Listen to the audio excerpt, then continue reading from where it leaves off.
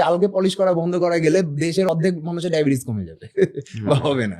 সাদা চালের ভাত কিন্তু প্রাকৃতিক খাবার না, এটা প্রসেস করা, এটা তো আমরা মিলে গিয়ে ওটার উপরে যেটা মূল নিউট্রিয়েন্ট খাদ্য আসে সেটাকে আলাদা করে ফেলছি। রিজল্ট হচ্ছে আমরা তো কার্বোহাইড্রেট প্রিয় জাতি, প্রায় গত 200 বছর আগেও কেউ চালকে পলিশ করতো না।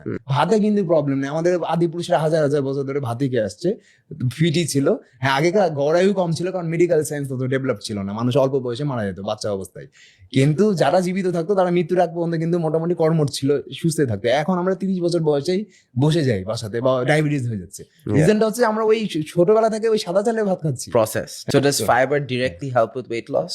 ওই যে আমি বললাম যে সুগার রেজ হতে দেয় না, স্লোলি সুগার রেজ হয়, মানে আপনার শরীর শক্তি চাচ্ছে আস্তে আস্তে পাচ্ছে।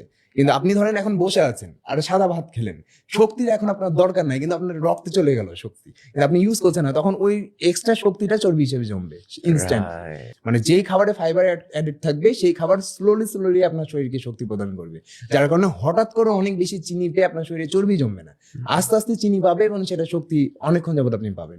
যার কারণে আমি সবসময় বলি যে ব্রাউন রাইসের খিচুড়ি বানিয়ে যদি কেউ খায়, ওই সাথে যদি অনেক ডালের পরিমাণটা বেশি হয়, মানে খিচুড়িটা অ্যাড করে ডাল, তখন সেটা খুব স্লোলি আমাদেরকে সুগার প্রোভাইড করে, যার কারণে ওই খিচুড়িটা খাওয়ার ফলে আপনার পরবর্তী 3 থেকে 4 ঘন্টা এনার্জি থাকবে শরীরে।